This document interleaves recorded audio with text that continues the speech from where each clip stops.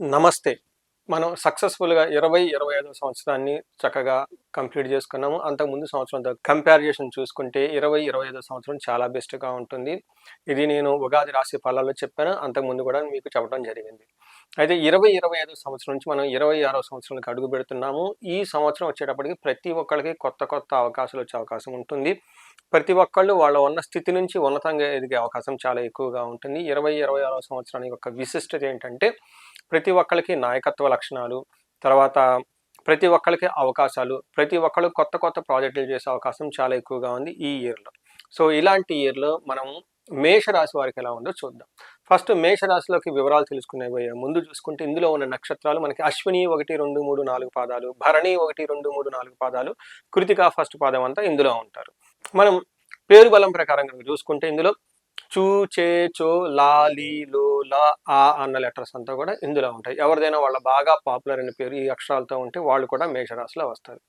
మనం 26వ సంవత్సరంలో గనక గమనించుకుంటే మేజర్‌గా ఉండే చేంజెస్ గ్రహాలు ఏంటంటే ఒక గురు గ్రహం అని మనం తెలుసుకోవాలి.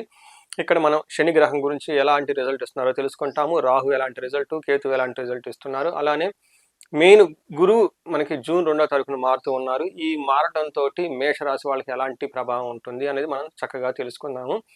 ఓవరాల్‌గా కనుక చూసుకుంటే ఈ రాశి ఫలాలు తెలుసుకోవటం ద్వారా మీ లైఫ్‌ని ఎలాంటి పాజిటివ్ ఆపర్చునిటీస్ ఉన్నాయి, ఎలాంటి ఛాలెంజెస్ ఉన్నాయో తెలుసుకోవటంతో పాటు మీ ఇండివిడ్యువల్ లైఫ్ ఈ చెప్పిన విధంగా గనక అలైన్‌మెంట్ కాకుండా డిఫరెంట్‌గా ఉంటే ఒకసారి ఇండివిడ్యువల్‌గా జాతకం చూపించుకోవాల్సిన అవసరాన్ని కూడా ఇది మీకు చూపిస్తూ ఉంటుంది. మనం సూక్ష్మ గోచారం, లఘు గోచారం ప్రకారం గనక మనం చూసుకుంటే వీళ్ళకి 12వ స్థానంలో మేషరాశి వాళ్ళకి శని ఉండి ఏలినాటి శని యొక్క ప్రభావాన్ని చూపిస్తూ ఉన్నారు. మీరు కంపేర్ చేసుకోండి 2024తో కంపేర్ చేస్తే 2025 ఎలా ఉందో ఈ విషయం మీకు అర్థమవుతుంది. పర్టికులర్‌గా లాస్ట్ 5 మంత్స్, 6 మంత్స్ మీ జీవితం ఎలా ఉందో మీకు తెలిసిపోతుంది. ఏలినాటి యొక్క శని ప్రభావంతో మీరు ఉండటం వల్ల అయితే అంత ఎక్కువగా ఈ సంవత్సరం పడలేదు. ముందు రోజుల్లో ఆ యొక్క ప్రభావం ఎక్కువై మీకు చాలా ఇబ్బందులు పడాల్సిన అవసరం ఎక్కువ ఉంటుంది. పర్టికులర్‌గా ధనానికి సంబంధించిన విషయంలో చాలా జాగ్రత్తగా ఉండటం ఎంతైనా అవసరం. రెండోది గురువు మీకు 3వ స్థానంలో ఉండి 4వ స్థానానికి షిఫ్ట్ అవుతున్నారు జూన్ తర్వాత. ఇక్కడ మీకు గురువు మిక్స్డ్ రిజల్ట్ ఇస్తున్నారు. కొన్ని విషయాల్లో బాగుంటున్నారు, కొన్ని విషయాల్లో బాగుండటం లేదు. ఇలాగా విషయం జరుగుతూ ఉంటుంది. తర్వాత మనకి రాహు 11వ స్థానంలో ఉండి విశేషమైన యోగ్యతనిస్తున్నాడు ఈ రాశి వాళ్ళకి. సో, రాహు మీకు ధన ధన సంపాదనని, సౌఖ్యాన్ని అన్నిటిని తీసుకొని వస్తూ ఉన్నాడు. కేతు 5వ ఇంట్లో ఉండటం వల్ల కొంచెం కన్ఫ్యూజన్ క్రియేట్ అయ్యే అవకాశం ఎక్కువగా ఉంటుంది. దురలవాట్లు ఎక్కువగా ఉండే అవకాశం ఎక్కువగా ఉంటుంది. ఎక్కువగా ఆధ్యాత్మిక చింతనతో కలిసి ఉండటం, పుత్రుల సంతానానికి సంబంధించిన వ్యవహారాల్లో ఇబ్బంది పెట్టే అవకాశం ఎక్కువగా ఉంది. మనం ఇండివిడ్యువల్‌గా ఇన్ డీటెయిల్డ్ మనం చూసుకుంటే ప్రతి గ్రహం ఎలా ఉంటుంది ఈ ఏలినాటి శనికి సంబంధించిన వ్యవహారాల్లో చూసుకుంటే శని 12వ స్థానంలో ఉండటంతో మనకి మహర్షులు సాంస్క్రిట్ ఒక పురాతన గ్రంథాలు ఏం చెప్పారంటే మానహాని మనక్లేశ కృషి భోజనం అల్పశం నిత్య సంవాదం దారిద్ర్యం ద్వాదశి స్థానగో శని అని చెప్తారు. అంటే ఏమవుతుంది శని 12వ ఇంట్లో ఉండటం వల్ల అంటే మీనరాశిలో ఉండటం వల్ల మీకేమవుతుంది అంటే ఈ రాశి వాళ్ళకి ఫస్ట్ మానహాని అంటే అవమానం జరిగే అవకాశాలు ఎక్కువ జరుగుతూ ఉంటుంది. మనసులో ఎప్పుడు ఏదో ఒక టెన్షన్ ఉంటుంది. వ్యవసాయం కానివ్వండి, బిజినెస్ కానీ ఇలాంటివి కనుక చేస్తూ ఉంటే వాటిలో సరైన ఆదాయం ఉండదు, లాభం ఉండదు అని గమనించుకోవాలి. తర్వాత నిత్య సంవాదం ఎప్పుడు ఏదో విషయాలతో మీరు తడబడుతూ గొడవలు పడుతూ ఉండే అవకాశం ఎక్కువగా ఉంటుంది. ధనానికి సంబంధించిన వ్యవహారం చాలా ఫ్రిక్షన్ మీరు ఫేస్ చేస్తారు. అంతేకాకుండా ఫాదర్ లాంటి ఫిగర్స్ ఎవరైనా ఉంటాయి కానివ్వండి వాళ్ళకి మీ ఇంట్లో హెల్త్ కాంప్లికేషన్స్ వచ్చే అవకాశం ఎక్కువగా ఉంటుంది.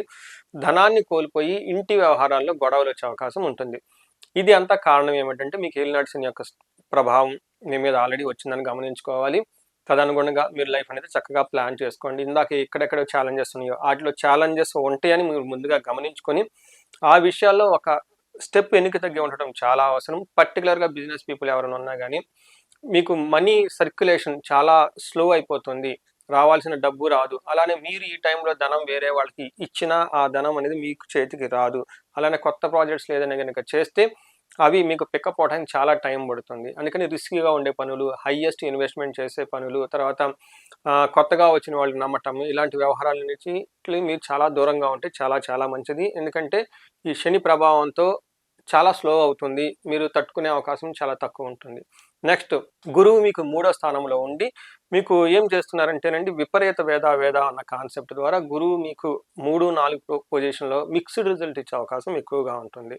సో, అటు అంత మంచి చేయరు. అలానే అట్లా పెద్ద ఇబ్బంది పెట్టే కూడా ఉండదు. గురువు తటస్థంగా న్యూట్రల్‌గా వెళ్ళిపోయే అవకాశం ఎక్కువ ఉంటుంది. మనకి 3వ స్థానంలో ఈ రాశి వాళ్ళకి గురువు 3వ ప్లేస్‌లో ఉంటే ఏమవుతుందంటే ఉద్యోగ భంగం, కలహం అని చెప్తూ ఉంటారు. అంతేకాకుండా అతి క్లేశం, బంధువైర్యం, దారిద్ర్యం, దేహ పీడనం, ఉద్యోగ భంగం, కలహం అని మనకు సంస్కృతంలో మహర్షులు చెప్పారు. దీని ప్రకారం ఏమవుతుందంటే వీళ్ళకి చాలా హార్డ్ వర్క్ చేయాల్సి వస్తుంది. అతి క్లేశం అంటే శ్రమ, చాలా ఎక్కువ హార్డ్ వర్క్ చేయాల్సి ఉంటుంది. బంధువులతో గొడవలు అవుతుంటుంది. దారిద్ర్యము అంటే ఫైనాన్షియల్‌గా క్రైసిస్ ఉంటుంది. ఉద్యోగ కలహం, ఉద్యోగ భంగం, ఉద్యోగంలో ప్రాబ్లమ్ వచ్చే అవకాశం ఉంటుంది. ఇప్పటిదాకా మనం శని చేసే ప్రభావం తెలుసుకున్నాము. ఇప్పుడు ఉద్యోగంలో కూడా ప్రాబ్లమ్ వస్తుంది. గురువు కూడా ఆల్మోస్ట్ సిమిలర్ అలాంటి ప్రాబ్లమ్సే మీకు తీసుకొని వస్తూ ఉన్నాడని గమనించుకోవాలి. అయితే గురువు దృష్టి ఉండటం వల్ల చాలా మందికి పెళ్ళిళ్ళు కాని వాళ్ళకి పెళ్ళిళ్ళు అయ్యే అవకాశం ఎక్కువగా ఉంటుంది. ధన ప్రవాహం ఏదో ఒక విధంగా మీకు రూట్ అవుతూనే ఉంటుంది. లేట్‌గా రావచ్చు కానివ్వండి, ధనం అనేది ఏదో ఒక విధంగా మీకు వచ్చే అవకాశం ఉంటుంది అనేది మీరు గమనించుకోవాలి. అంటే బాగా ఇబ్బంది పడి ట్రస్ట్ చేసి ధనం వచ్చే అవకాశం ఉంటుంది. మీకు ఇంకొక గ్రహం గురువు మీకు జూన్ తర్వాత 4వ ఇంట్లో రావటం జరుగుతుంది. అగైన్ 4వ ఇంట్లో ఉన్న గురువు అంత మంచిది కాదు. మనకు సంస్కృతంలో ఏం చెప్తారంటే యాచనం, బుద్ధి చాంచల్యం, తేజో హని, ధన వ్యయం, దేశ త్యాగం చ కలహం. చతుర్థ స్థానికే గురువు అంటారు. అంటే 4వ ఇంట్లో గనక గురువు ఉంటే ఏమవుతుంది? ఈ టైంలో యాచన బుద్ధి అంటే మీకు అప్పటిదాకా మీరు ఇంట్లో నుంచి బయటికెళ్ళి ఏమీ అడగని వాళ్ళు, లేదంటే ఎప్పుడు వేరే వాళ్ళ సహాయం కోరని వాళ్ళు, ఎప్పుడు 10 మంది మీ దగ్గరకొచ్చి మీ సహాయం కోరేవాళ్ళు ఉన్న పరిస్థితి నుంచి మీకు ఫైనాన్షియల్‌గా అవసరమయ్యి, లేదంటే ఇంకొక దానికి ఏదో దానికి అవసరమయ్యి, మీరు 10 మంది దగ్గరికెళ్ళి డబ్బులు కావాలి, సహాయం కావాలి అని అలాంటి ఒక పరిస్థితి వచ్చే అవకాశం ఎక్కువగా ఉంటుంది.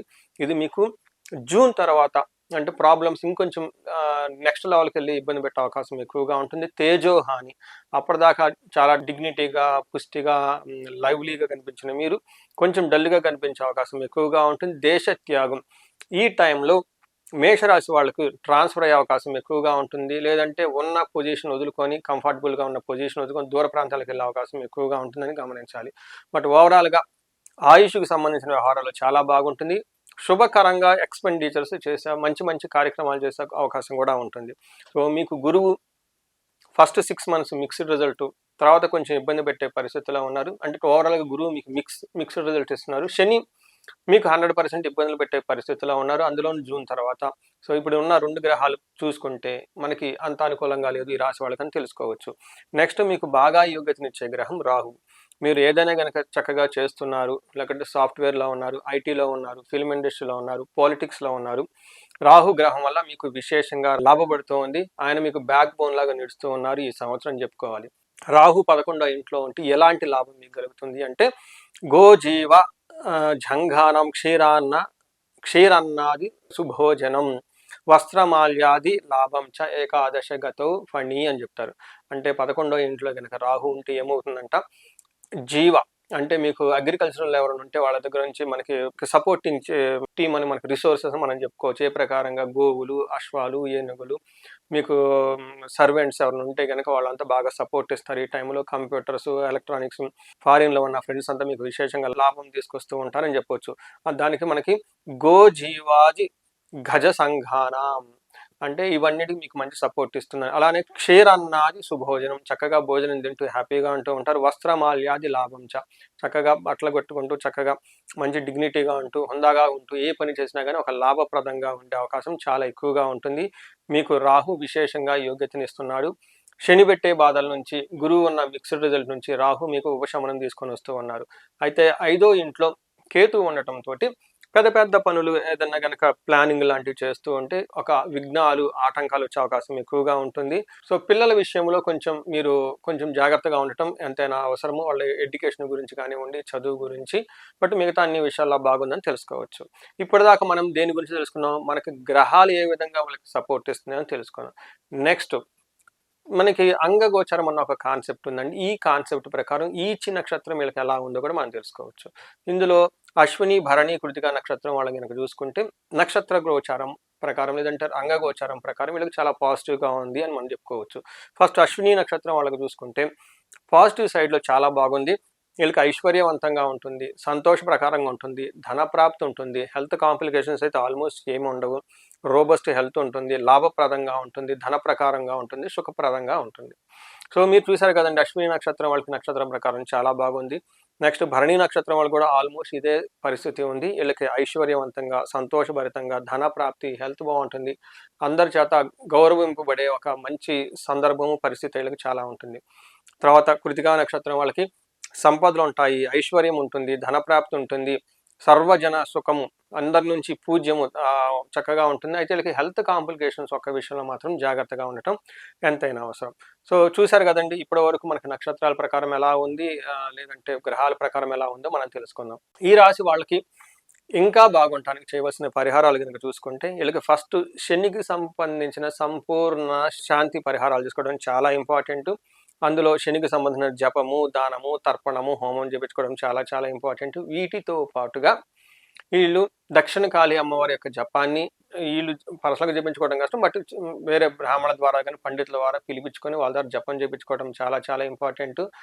నెక్స్ట్ చూసుకుంటే వీళ్ళకి శని యొక్క పీడల నుంచి బయటపడటానికి ప్రతి శనివారం శనికి తైలాభిషేకం చేయించుకోవటము, హనుమాన్ చాలీసా చదువుకోవటము, శని పిప్పలాద స్తోత్రం చదువుకోవటం చాలా ముఖ్యం. వీటితో పాటు గురు గ్రహానికి సంబంధించి గురు గ్రహాన్ని శాంతులకు నిమిత్తంగా గురుకి సంపూర్ణ శాంతి పూజలు చేయించుకోవడంతో పాటు మీరు క్షేత్ర దర్శనాలు కూడా చేయాల్సి ఉంటుంది. వీలైనన్ని ఎక్కువ సార్లు శ్రీశైలాన్ని విజిట్ చేయటము, కనకదుర్గమ్మని, విజయవాడ కనకదుర్గమ్మని విజిట్ చేయటము, వీటితో పాటు ముఖ్యంగా గురుగ్రహ మనకు అనుగ్రహంగా ఉండటానికి కోటప్పకొండ, గుంటూరు దగ్గర కోటప్పకొండ ఉంటుందండి. అక్కడ ప్రతి గురువారము గురుగ్రహానికి శాంతి హోమం చేస్తూ ఉంటారు. ఆ హోమం చేయించుకోండి, అక్కడ టైం స్పెండ్ చేయండి. సో ఇంకా ఇండివిజువల్గా మీరు కనుక ఏదైనా ప్రాబ్లమ్స్ ఫేస్ చేస్తూ ఉంటుంది, భార్యాభర్తల ఇష్యూ కానివ్వండి, వ్యాపారంలో సక్సెస్ లేకపోవడం కానివ్వండి, శత్రుబాధలు విపరీతంగా ఉండడం కానివ్వండి, ఇంకా వేరే ఇతరత్ర ప్రాబ్లమ్స్ ఉన్నా వాటికి సంబంధించిన సరైన రెమెడీలు, పరిహారాలు చేసుకుంటే చాలా బాగుంటుంది. అన్యోన్య దాంపత్య జీవితానికి అన్యోన్య దాంపత్య పాశుపత అభిషేకం, ధనం బాగా విశేషంగా రావడానికి స్వర్ణలక్ష్మి విశేష హోమము, ఇవన్నీ చేపించుకుంటూ ఉంటే మీకున్న శని యొక్క బాధలు చాలా తీవ్రత తగ్గి జీవితం అనేది ఇంకా 10 ముందుకెళ్ళే అవకాశం ఎక్కువగా ఉంటుంది. సో ఈ రాశి వాళ్ళు రాబోయే 2026 సంవత్సరంలో 10 వృద్ధి చెంది ఉన్నతంగా ఉండి అష్టైశ్వర్యాలతోటి భోగభాగ్యాలతో ఉండాలని చెప్పేసి నేను ఆశిస్తున్నాను. నమస్తే.